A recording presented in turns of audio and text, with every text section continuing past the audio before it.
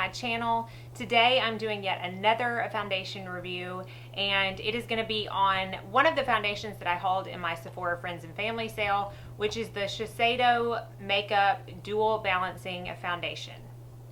So it comes in this nice pretty little pink and white box. It comes in a pretty little bottle like this. It's the standard 1 ounce. It retails for $38.50, and in true Shiseido fashion, it doesn't come in a lot of colors. It only is available in 7 different shades. I got the shade 040 Natural Fair Ochre, and if it's any indication as to the very limited amount of shade ranges, the only one darker than this is the 060, either in the ochre or the ivory shade. So you don't get very dark shades, but again, that's pretty standard with Shiseido. So again, I'm in 040 Natural Fair Ochre. This does not have a pump. I talked about it in my haul that I feel like any kind of foundation you buy on Sephora is going to be considered high-end and should always come with a pump. But Sephora nor Shiseido has emailed me for my opinion, so we're just going to deal with it like it is. Now I'm going to read to you a couple of the things that it claims on the Sephora app. It's oil-free. As far as I can tell, it's alcohol-free, but it does have fragrance added, and it's at the very bottom of the ingredients list. So if you are very sensitive to fragrance, even when it's that far down, you might want to skip out on this. But it is an oil-free. It claims that it's a long-lasting foundation that responds to skin-specific needs, which I'm going to read the next paragraph and hopefully will describe a little bit about what that means. It says this foundation increases moisture in dry areas and minimizes shine for a semi-matte finish and medium coverage. So right there it's saying A, it has a medium coverage, B, it's semi-matte finish, and C, that not only does it provide moisture in the dry areas, but that it controls shine in your oily areas. So that's a pretty big claim. It's formulated with an exclusive ingredient complex of hyaluronic acid and hydro-rat vitalizing DE complex. This product promotes ideal moisture levels in skin's dry areas.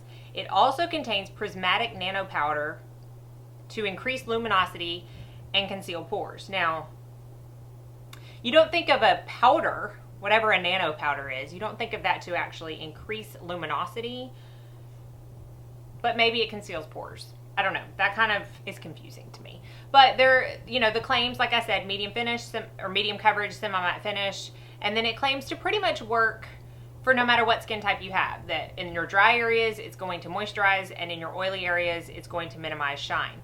On the box, the actual box, it says that it's for skin type normal and combination.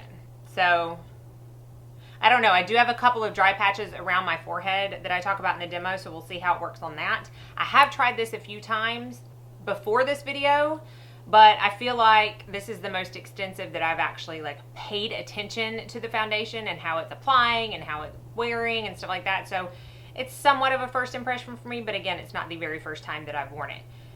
So what I'm going to do is I'm going to, as always, cut into the demo of me applying this foundation, and then later on tonight I'm going to come back with my final thoughts. If you're interested to see how the Shiseido The Makeup Dual Balancing Foundation works for me, keep on watching. Okay, so I am in the color 040, which is Natural Fair Ochre. Again, this foundation does not have a pump. It does say shake well before use, and that's all it says on the actual packaging. And there's no kind of actual directions as to what tool to use to apply on the box. We're just going to go with it. So this does not have a pump, like I said, and it's fairly thin in consistency. So I'm just going to put a little bit on the back of my hand and show you. See how it's running? I mean, that's pretty thin. I have primed my face. I've used the YSL Touche Éclat Blur Primer, which is pretty par for the course when I'm trying out a new foundation. This is silicone based, so it will work well with silicone based primers, which the YSL is. Okay, so I just put it on this side of my face. I'm going to do a beauty blender on one side and a brush on one side. Because this is a thinner consistency, I think it might actually work well with the brush. But that is one layer. So I can still see my redness coming through. It was a very thin layer, so we'll see. And we're going to see on this side, you can see my redness right here. We're going to see how well the brush does with that. I have a ton of foundation brushes, but I always use the Makeup Geek Face Buffer brush because it's just my favorite. So I'm going to apply some on this side and then buff out with the brush.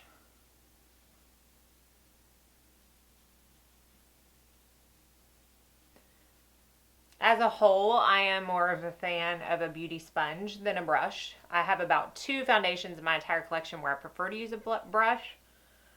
I just feel like it gives a streakier application. But this one actually doesn't look bad. It's a little bit cakier than the Beauty Blender side, but that's, I mean, to be expected. That's kind of like it is with most foundations. I put a little bit more on to do my forehead and then touch up these spots that I can still see my redness through. And I am just going to use a Beauty Blender for that. One of the reasons I love this Beauty Junkie sponge so much, which I just ordered another 4-pack, is because this little point right here, and I guess is the same for the Real Techniques, but just, it gets around your brows so easily.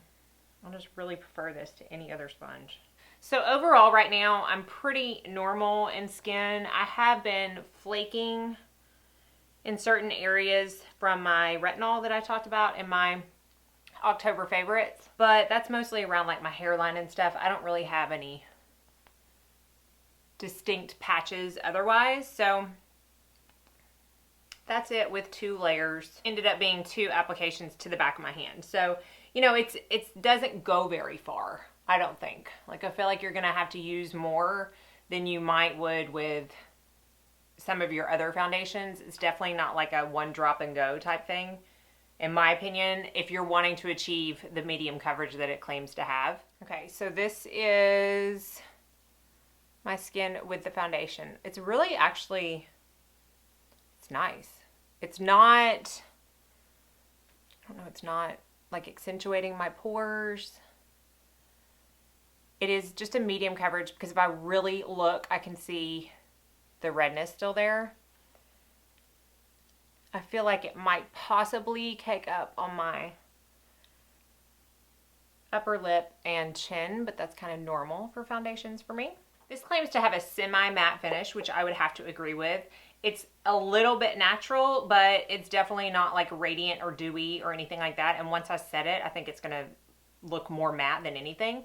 So I'm gonna finish my makeup and I'll be right back. Okay, so I'm back with all my makeup on, and I will say that everything applied over it very nicely. My cream bronzers, my powders, like I don't find that it tugged or got on any dry patches or anything like that. Like I said, I have a few dry patches around my forehead, but overall, I think it's really pretty.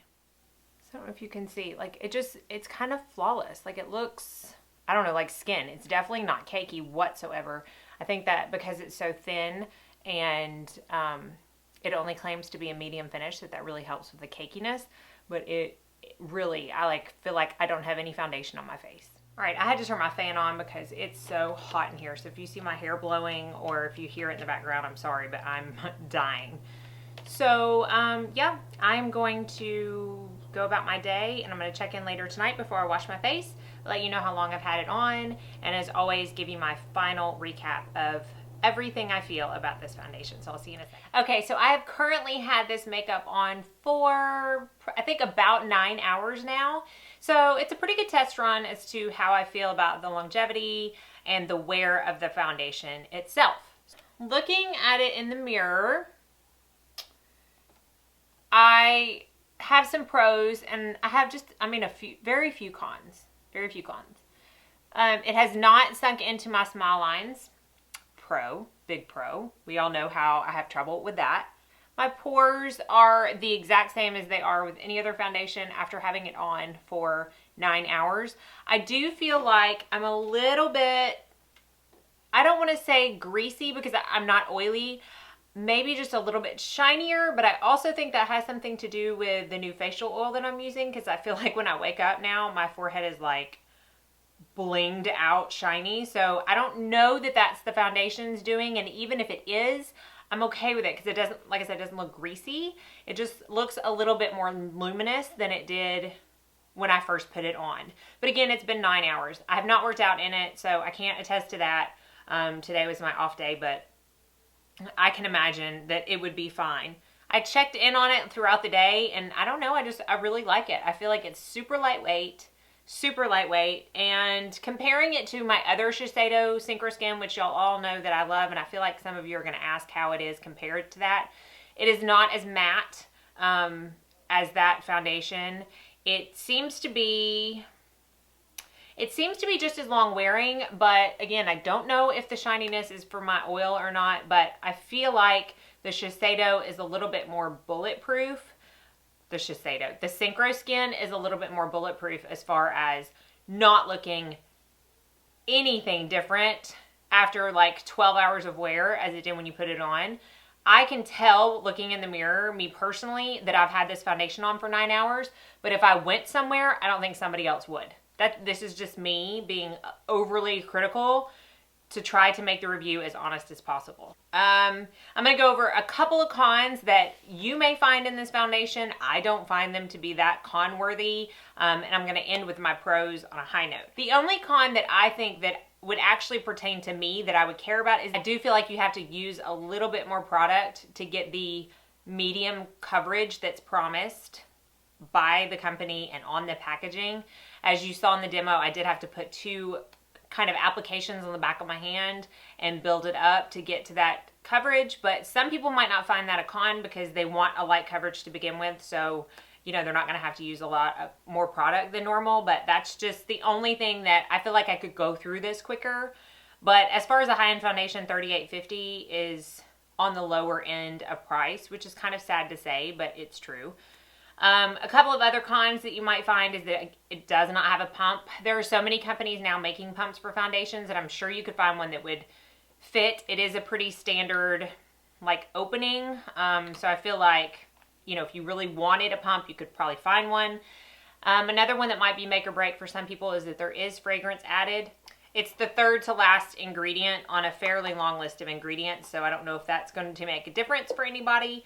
Fragrance does not bother me as far as sensitivities, and I don't really smell anything. So I feel like if you've ever used like a Dior or a Chanel or anything like that where there is a very obvious fragrance, then you'll be fine with this. And the only other con that I feel like might hurt a lot of people is the limited shade range. It really is a foundation that's only suited for light to medium skin tones. I think that's absolutely and extremely unfortunate, but Shiseido is like a K-beauty, I guess, type thing, so I don't know if that's just something they do. I don't know, but I do know that they don't really go dark in a lot of their foundations, so I think that's just the way the cookie crumbles with this company. But it is unfortunate for anybody that has much darker skin than me, because like I said, that was the second to darkest color that they have. Now, as far as the pros, I think it really does kind of look flawless, especially in the first like 4 to 6 hours. And even now, it looks decent.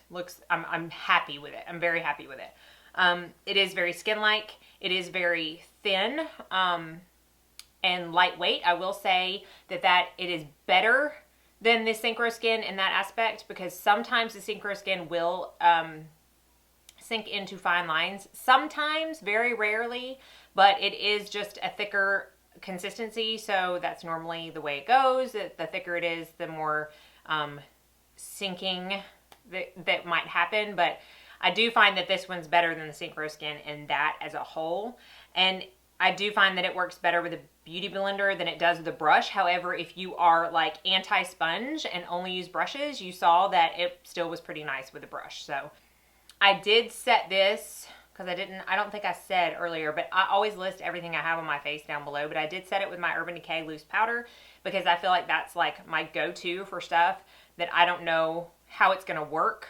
I really feel like that setting powder works with every foundation, so I don't know, when I was setting it, I don't find that it's going to be any different with other powders. So I feel like I've talked about everything. It's really, I'm very happy with it. And again, $38.50 is probably one of the lower like price foundations that you can find on Sephora, period. So if you are looking for a new foundation and you don't want to spend $58 to $78 to $108 that high-end foundations are nowadays, I would totally try Shiseido The Makeup Dual Balancing Foundation. I'm happy with it. I'm definitely not returning it. And I'm looking forward to trying more from the Shiseido brand because I have just been floored by everything I've tried so far. So hopefully this helped you and you found some kind of useful information. As always, be sure and subscribe if you haven't already. I don't want you to miss on any upcoming videos. I try to upload twice a week and sometimes a bonus video every now and then. Because I do work and I do have kids, but every now and then. And I think that's it. So as always, thank you so much for watching and have a very blessed day.